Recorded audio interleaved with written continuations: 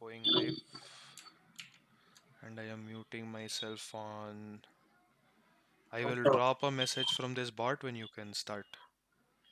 what? I should get a WhatsApp message. Okay? No, you'll get in Zoom only. I cannot see because I'm sharing screen. Notification sound आएगा ना? Okay.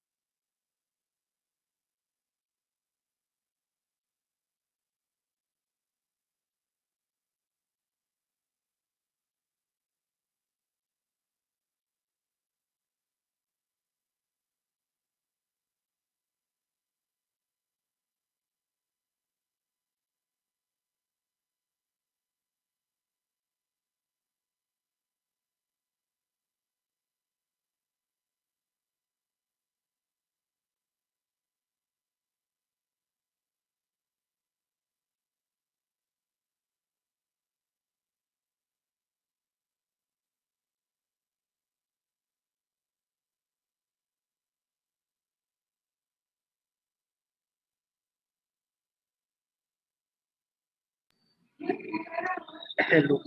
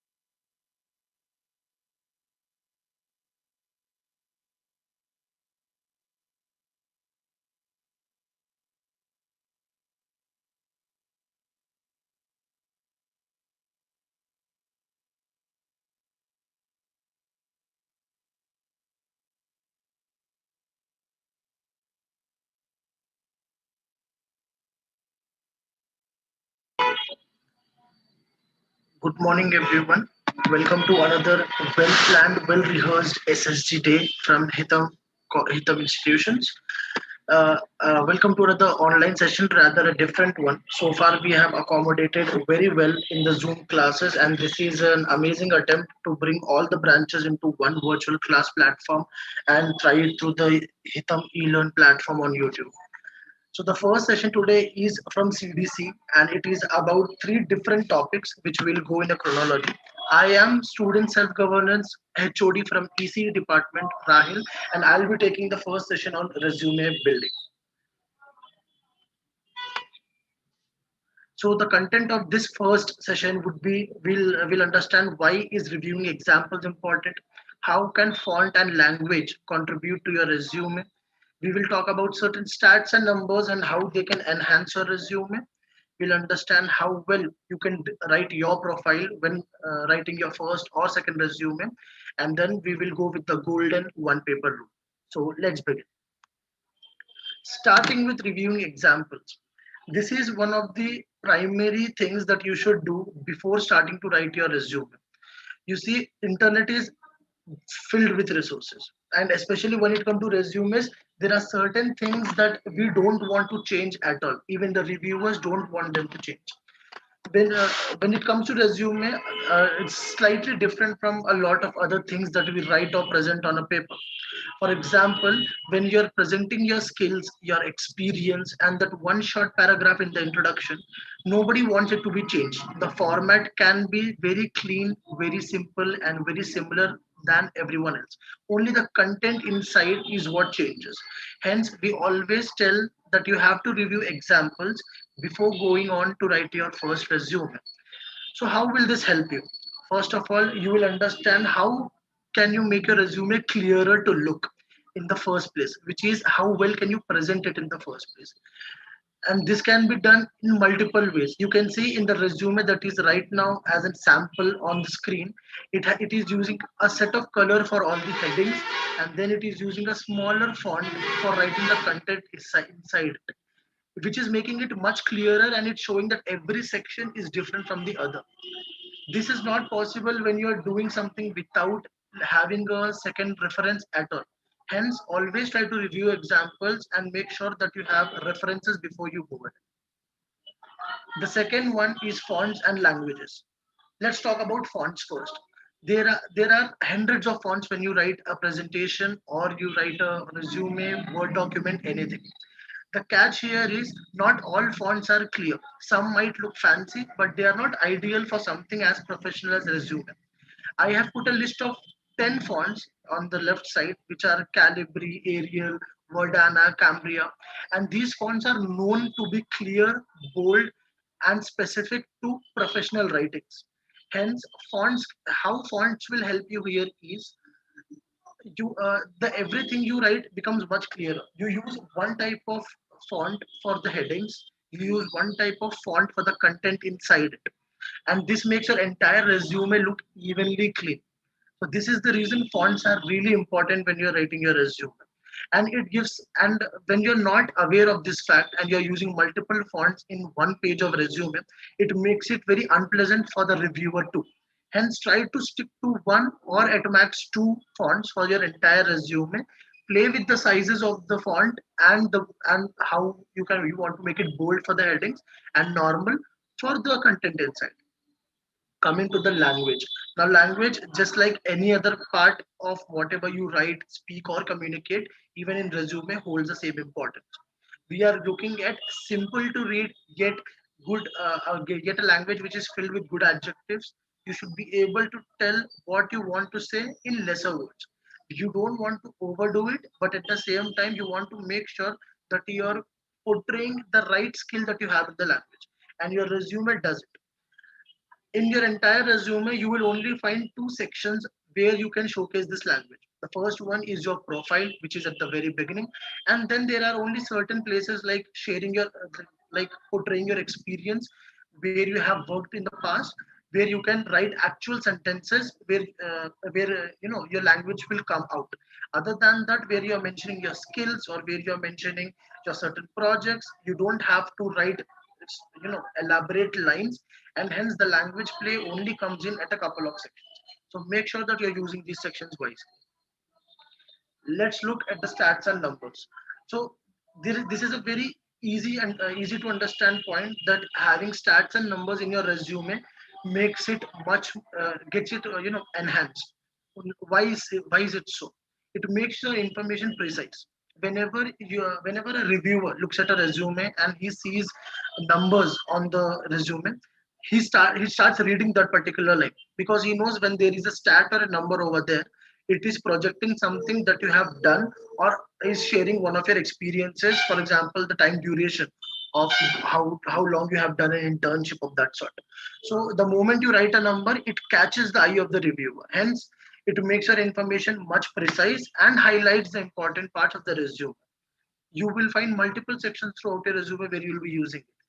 while sharing your experiences during your projects, maybe anything that you have done significantly in the technical field where stats and numbers can make a play.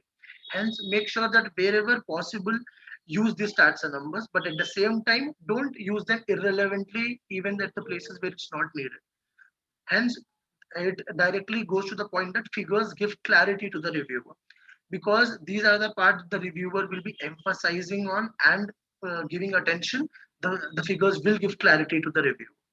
Coming to the last point, that you can use you can use these stats and figures to highlight your experience, stats of any important meaning, and important figures throughout your academic or professional career as well. The next part is writing your profile. This is rather an interesting part in your entire resume, as you are talking about yourself. You have very less words to showcase it, but still it is allowing, giving you the independence to project yourself to the reviewer, company, or a particular individual about who you are as a person. So what do you want to mainly check when you're writing this profile is, you want to mention your background. You want, for example, as a student, you might want to tell what is your discipline, which branch of study are you coming from.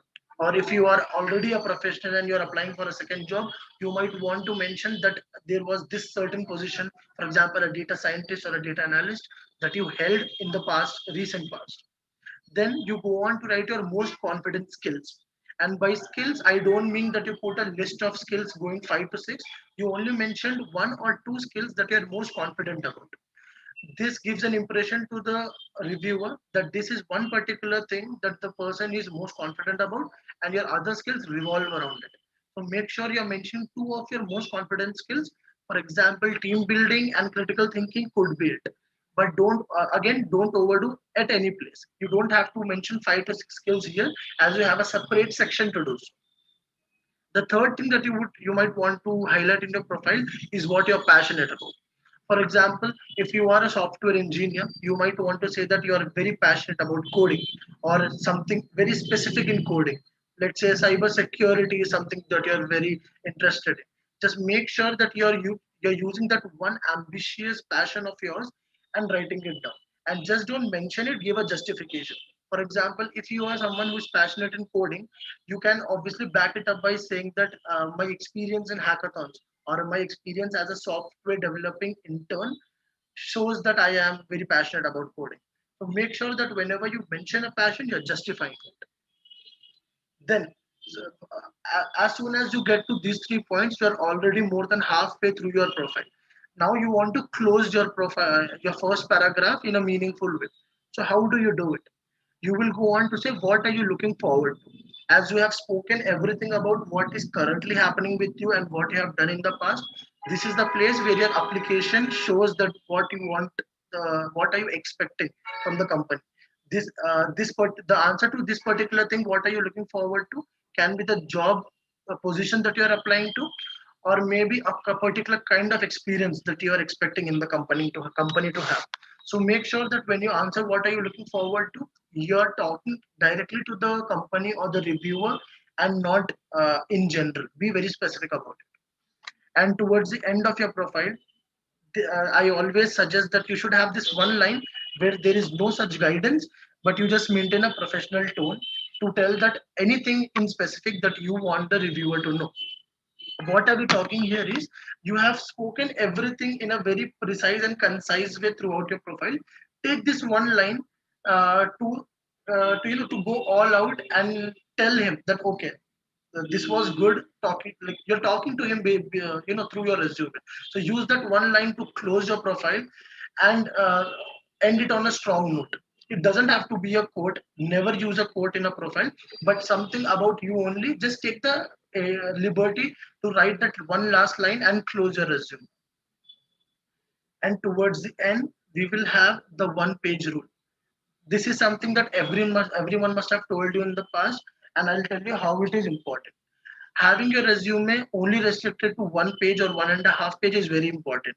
This is because no one wants to read an entire biography in the name of one resume. Hence, you should never overdo it. The person who is reading it will lose interest if it is too long. Second point is, it is easy for the reviewer to read. As I told, The reviewer is only looking for the person that he's recruiting and doesn't want to know his entire background. It should be easy for him to read, and all the suggestions that were told before this in the previous slides, if you use them, I am sure that you will be able to manage the one page rule. Second thing is, if you overdo it, it makes the content irrelevant. If there is something that can be explained in 2 lines, don't go for 4 lines, because that will only make it irrelevant and give a bad impression to the reviewer, which is exactly our fourth point. The moment you make anything too elaborate for what it should be, it gives a bad impression to the reviewer. And finally, you should always remember the precise and important information leads to success. That is the one thing that you should always remember about your resume. You have to stick to the point. You don't have a lot of liberty when you're writing a resume, but you are showcasing your skills and your experience. So just stick to that. You don't have to try to be anything other than professional and seeking of what you want in an ambitious way. Just stick to this point and you will get the one page rule done. And with this, we have come to the end of first session.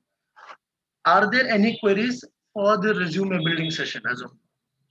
You can put it in the chat box. We'll definitely see them. Let's take 2 minutes to take any questions.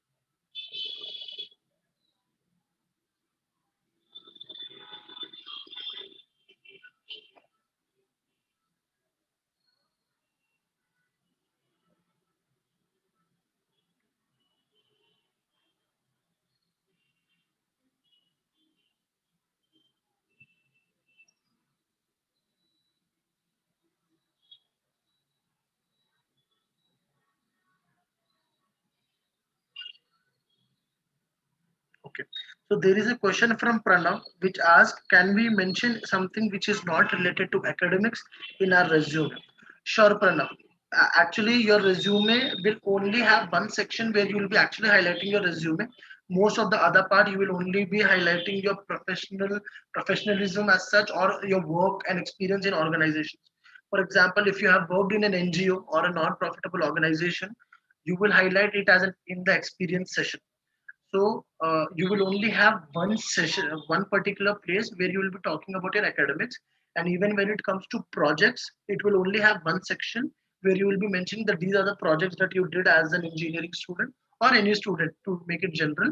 But most of the part will actually be about what you have done outside your college, any relevant work experience when it comes to your job. For example, if you are applying for a SDE role, software developer engineer role, you will obviously be highlighting more of your internships in software development rather than sticking to your academics. Obviously, you will mention your academics, your institution, and your grades, but it is only one section. You can always go ahead and talk anything other than your academics too.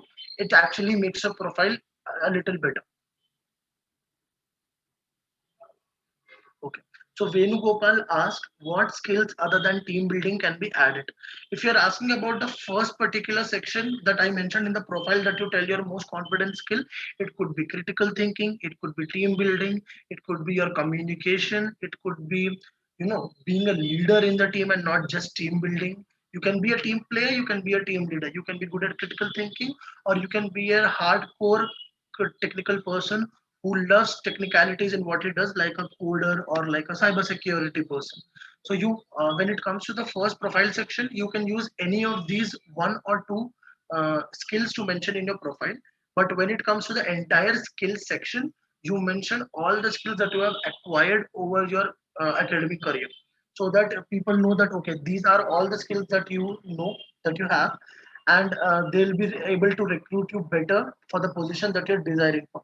Hence, always make sure that for the first section, you're only having one or two options. So you use a broader skill, as in team building or critical thinking, or let us say in general cybersecurity, and not just one thing in cybersecurity. But when it comes to skills, you will have multiple skills to mention. It will be like a list, and you can mention all the skills that you have acquired over the past.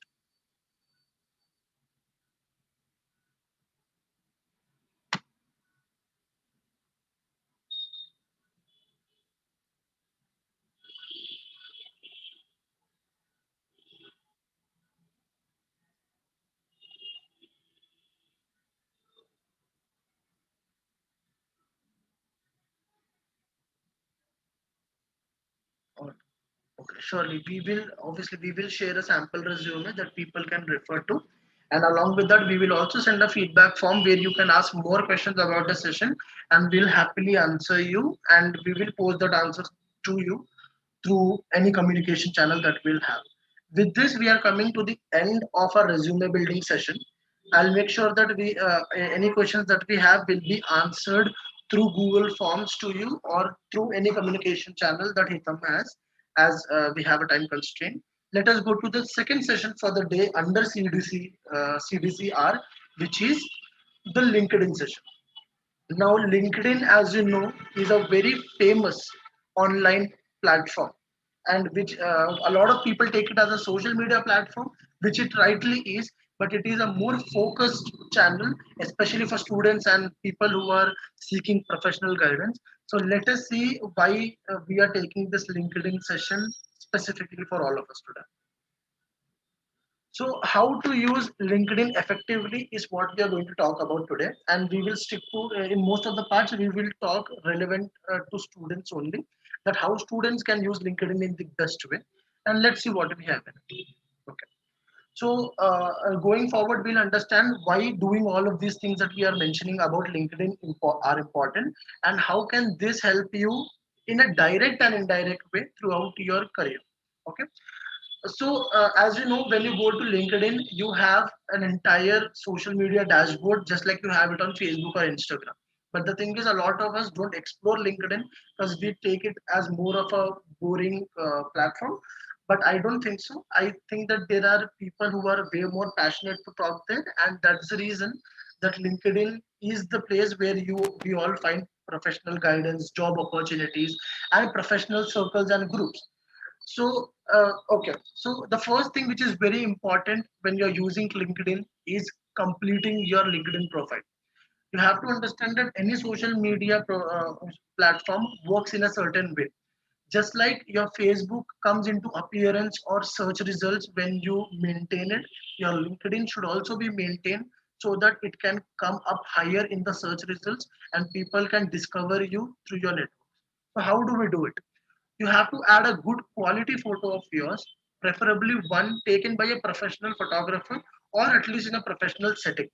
Look smart, smile, and don't have any distractions in the shot. So, what we are telling here is you're projecting yourself not just for your friends as an Instagram photo, but you're projecting yourself to the companies or to the people that you would want to know in your professional career. So, make sure that you're projecting yourself not just in the writing of the profile, but also in a single photograph. People should see that, okay, this person is capable of handling professional situations. Let's go forward. You should include a concise summary of who you are. Okay, so here it is very much similar to how a resume summary works. You should use your LinkedIn profile in the same way. Your LinkedIn profile will have only one paragraph for you to give a summary about yourself, and this can be very much similar to resume. The only thing is it doesn't have a lot of restrictions, as you are not directly sending this thing to a company. But still, this is a place where startups, companies, and individuals who might want to work with you can connect with you. So you definitely want to maintain that professional tone. You want to highlight your skills and what you're looking forward to, what you're passionate about in your fields of interest, but you never want to go unprofessional like you're writing a caption for Instagram. So make sure that even on LinkedIn, you take that liberty and a little independence when compared to resume, but you stick to the professional tone when you're writing your summary in your profile. Then you go on to write a current position or describe what it involves. For example, if you are a full-time student, you definitely mention that you are a full-time student, but at the same time, you might be doing something really passionately in the college. For example, you might be a person who is very active in hackathons, or you might be a person who is very, active in social organizations. So you might want to always mention it.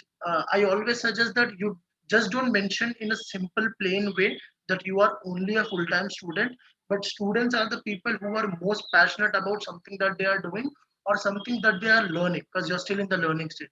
So always highlight that one or two skills or what you're doing right now during your academic career, instead of just telling that you are a full-time student. And towards the end, you will come to your previous work history or education details. As I told, be it any summary, when you're writing it in a professional setting, you always mention what you have been doing until the recent past, and that's how it should. For the second and a simple step, on LinkedIn you have to build your network. It is not for adding your friends. Find people in industries you are interested in. If you are someone who is into the electronics core field, look for companies and people who are interested in core fields. This will help you in building a network in the career that you would want to choose. So always make sure that you are adding people, accepting people's requests, and broadening your network. So share good work regularly, keep status updates, share the things that you like. It could be TED Talks, it could be anything motivational, but keep sharing it on your stories. Learn from their profiles. People who are being added in your network are the people who will teach you a lot. You don't even have to talk to them, but just looking at the profiles, you will learn a lot. And get in touch with them. Feel free to message them, have a good conversation, and try to learn from these people. And the third step would be finding new hires and new opportunities. What is happening here is, whenever, if you're a person who's seeking for a job or an internship, you will find it on LinkedIn. All you have to do is you have to maintain your profile by the simple steps that you can see on the screen, and make sure that you're connecting with the right people in the right way. So this was a very simple and elegant session about LinkedIn. All you have to remember is your LinkedIn profile is very important, especially if you are already crossed your first year in college. Even first year students do maintain LinkedIn. A lot of institution and universities students have it in practice, and I encourage all of you to start maintaining your LinkedIn profiles. Make sure that you are completing your profiles on your LinkedIn. Try to project yourself in a better way, and remember that your LinkedIn profile is equivalent to your resume, and it will always help you in multiple ways. So make sure you are using LinkedIn. We have a time constraint, so we will take questions. Please, we will send you a Google form in the feedback. Post your questions there so that we can reach out to you through our answers through any Instagram communication channels. Thank you. It was great having a session with you. From here on, Student Director Shiva will be continuing with the final session of CDC.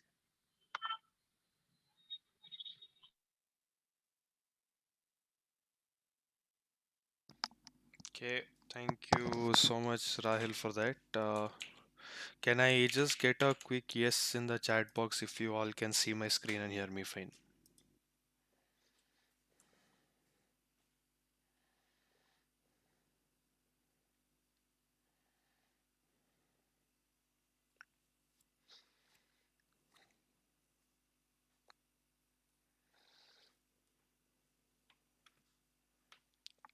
Right, okay, so a very good morning, guys. This is Shiva Sriram, Student Director for this academic year.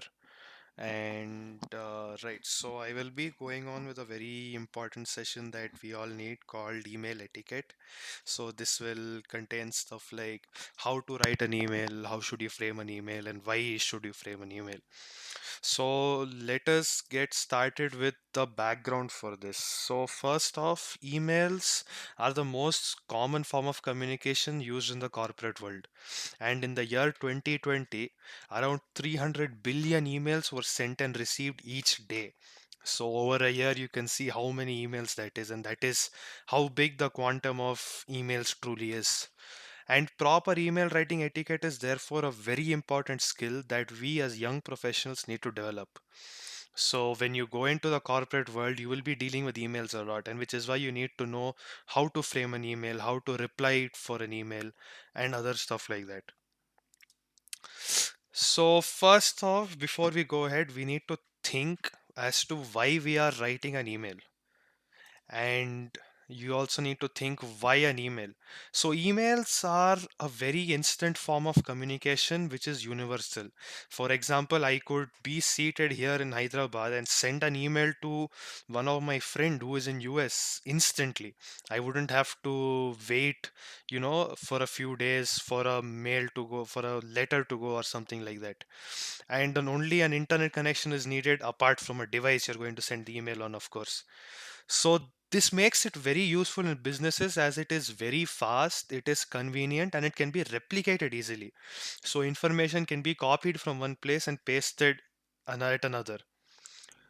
Right. So then coming to the golden rules of writing an email. Rule number one is you think of emails as post-its.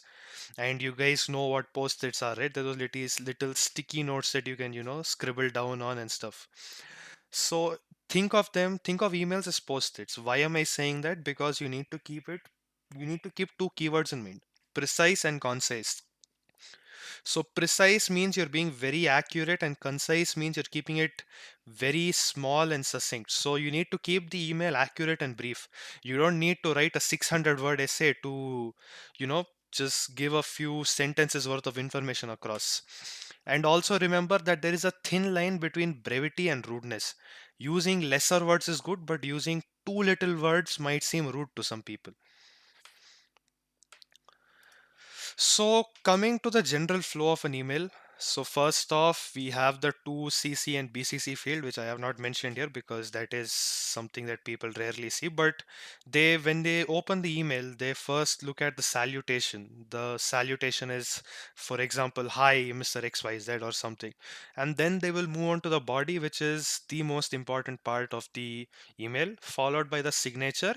And then it is a very good practice to reply to any email you get, not those automated ones from companies like you're getting a free trial, but if someone from your you know corporate circle or your friend circle sends you an email, it is good practice to reply to it. So I will be talking in brief as to how we can better do this. So first off, when you type an email, you'll have three sections: to CC and BCC. Two is for people you want to respond to your mail. So for example, if I wanted to send a mail to a HOD and I'm expecting a reply from him, I will put him in the to field. CC stands for carbon copy, and these are people who are not first recipients and are not expected to reply. So for example, I wanted to send a mail to my HOD, but I wanted my coordinator or my mentor to know that I am sending a mail. They will go in the CC field, whereas the HOD will go in the to field.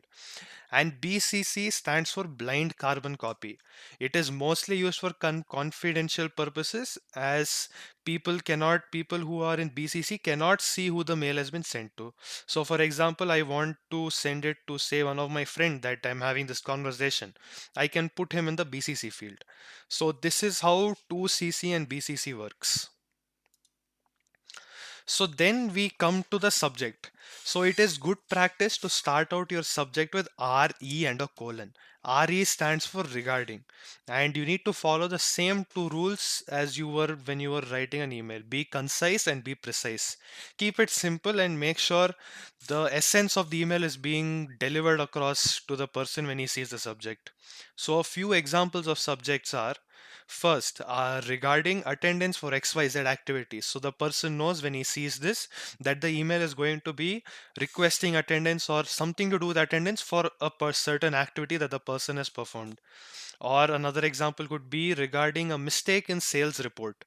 So the reader actually knows that there is a mistake in the sales report, and the email touches upon what the mistake is.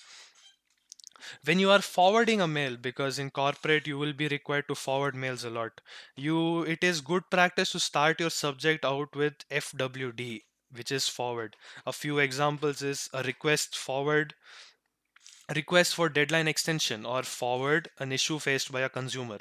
So if anyone has to send this across to your boss or your colleague, you would type in forward, so they will know what it is about, and they will know that you are not the person they are not the person who has it been first received by.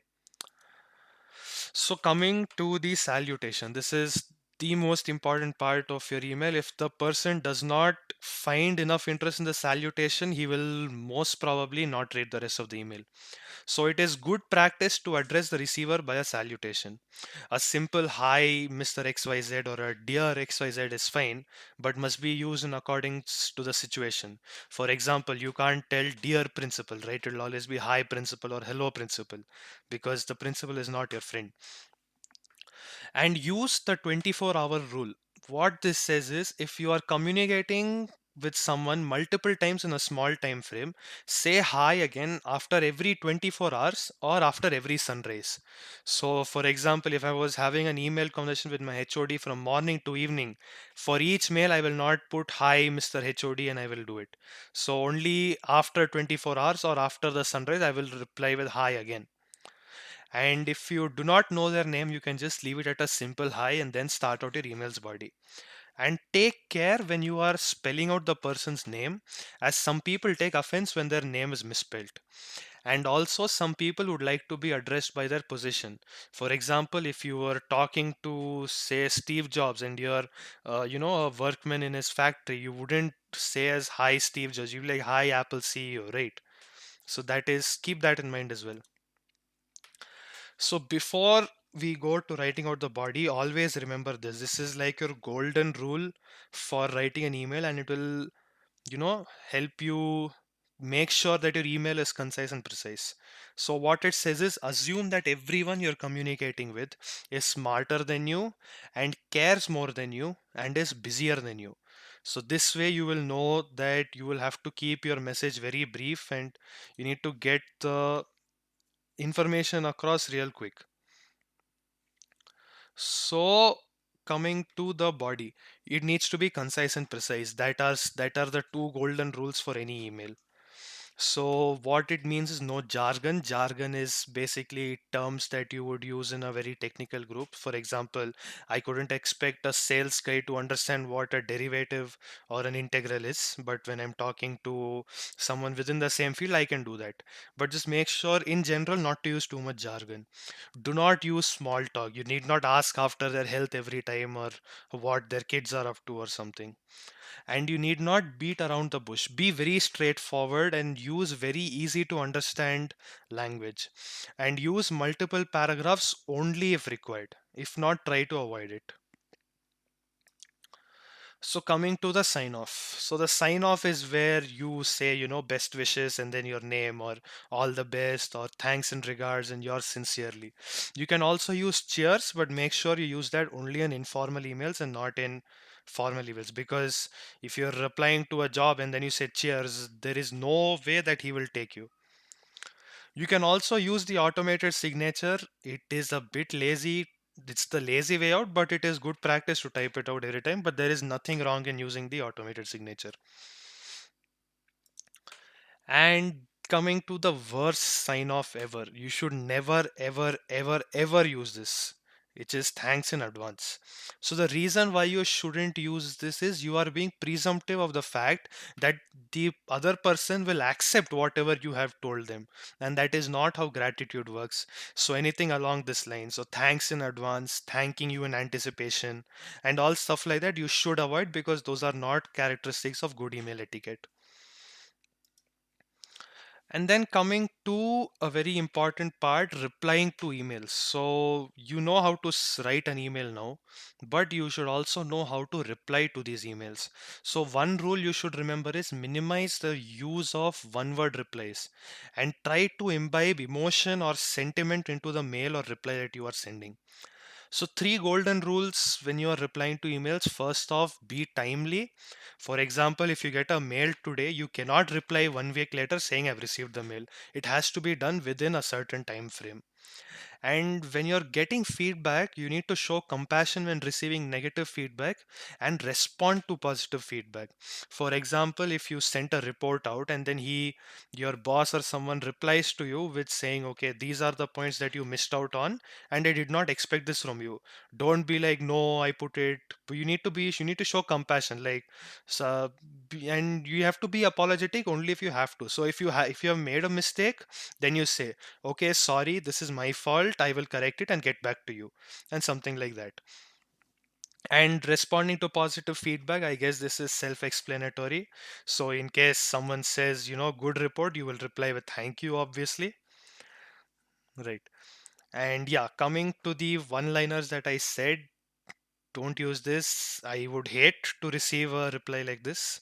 So you guys also should take care to not reply to any emails using one words or one letters. So you cannot just say agreed, received, okay, or k. There has to be some other, kind of information that you have to do to give that personal touch. So I'll share with you one interesting character, this question mark. So Jeff Bezos, the CEO of Amazon, whenever he gets a mail from one of his consumers or his customers rather, he sends the mail to his team with this question mark. So in that regard, don't be like Jeff Bezos while typing an email, but sure, be like him. I mean, he made Amazon. Who doesn't use Amazon, right? Okay, now coming to the part about imbibing emotion or sentiment. Now, emails completely happen virtually and there is no physical interaction whatsoever. So, there is no way you can, express your emotion. When you're talking to or having a conversation with someone, you can show emotion by, changing the modulation of your voice or something. But in emails, it is very abstract. So, look at these three. Tell me which one would you most like to receive? The second one, right? Obviously, because it shows that kind of enthusiasm, and you would hate receiving the third one because it is abrupt and it ends there. So these are techniques of how you can play with, these kind of punctuations and exclamation marks to kind of add that sentiment factor for your emails. So now we would just be doing a small kind of activity where we would be comparing two emails and you guys would be telling which one would you prefer receiving. So yes, this is the email comparison. As you can see on the left, we have a very basic, this is way too brief. So the subject is fine. I mean, it tells that the mail has to do something with the reopening of colleges. And when you go to the body, the salutation is also fine. Hi XYZ, that is completely fine. But then come and look at the body. College reopen after Sankranti, all year, student batches, safety mandatory. I mean, since I wrote this mail as an example, I know what it means, but someone who is seeing this will definitely not be able to make any kind of sense out of this, which is why it is a very poor email. So you need to have coherence in your emails. It needs to be properly framed and the information needs to be getting across as easily as possible. And coming to the sign off as well, yours thankfully. I mean, you see how yours is spelled as URS, right? That is not professional at all, and personally I wouldn't like receiving a mail like that. Now coming to the right side, so the subject is fine. It says that the mail has to do something with the reopening of colleges. The salutation is also fine. And you see the first line that you read, I hope this email finds you well. So it, kind of makes me happy from inside that the person actually cares about what I'm doing right now. And then they go right into the information. So colleges are planning to be reopened after Sankranti for all years. Students will be coming in batches and all required safety measures will need to be taken. So in these two sentences, he has conveyed information very clearly and properly. And the last line which says, don't hesitate to reach out again with any questions or concerns by replying directly to this email. So this is that compassion I was talking about. They are being very open and they are asking you to reply and have a conversation to them, so if something goes wrong, you know whom to contact. Oh, by the way, these are just completely hypothetical emails. Colleges may or may not reopen after Sankranti. That is up to the government, so I'm just putting that out there. And coming to the sign off, it says thanks and regards from ABC. So you see how thanks and regards is much more professional than a misspelled yours thankfully. Right. So again, these are just the basic, you know, what to say, tips and tricks you would require to write a good email. So that is all for my session. You can reach out to us at ssg@hitham.org or ping us at Instagram at ssg_hitham. And as you all know, we did provide hitam.org emails for a lot of people, and if you are not able to access that or you want an email with that domain, get in touch with us when we will help you out. And it is open for any queries now. Just put it in the chat box and I will be answering your questions.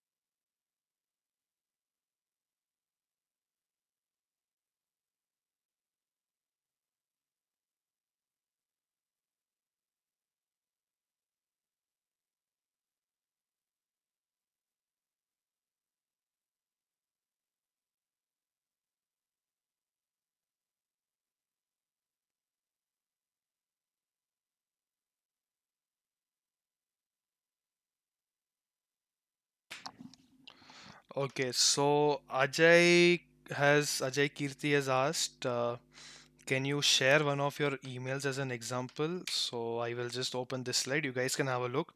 This is a very basic email, but it has all the good practices that one should follow. For example, a simple a simple subject, a good salutation, and you know what to say. This part where you have the information being shown across very concisely.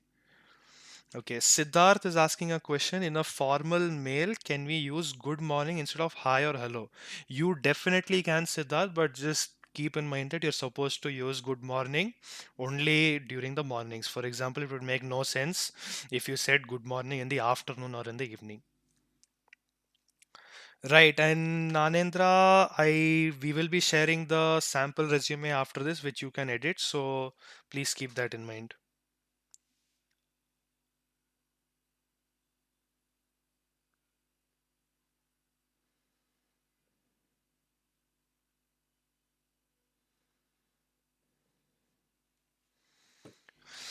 Right. Okay. So now, as I see that there is no other questions, I will be sharing a link in the chat box. You guys can fill this link. You will be getting attendance if you fill this link, and you will be giving us feedback on this session so we can improve and, support you guys in any way that you want. So, thank you so much for attending this session. I will be ending it now. Any questions you guys have, do drop it in the. Okay, so there is one more question from Nitin. While applying for a job at an MNC company, can we mention sir slash madam? You definitely can. And one thing you will notice is that this sir and madam culture is prevalent only in India. Whereas abroad, you see people usually refer to them as Mr. or Mrs. followed by their last name. It is very rarely that you see sir or madam being used. But in India, you surely can. You can talk to them as sir slash ma'am. And more than madam, it is professional to use ma'am. I have put it how it has to be in the chat box. Right. So I will be ending this session now. Do fill out that Google form so that your attendance can be, you know, taken so that you don't miss out on anything for this session. All right, guys. Thank you so much. It was really fun delivering this session with you, for you rather. And yeah, we'll see you all soon. Bye, guys.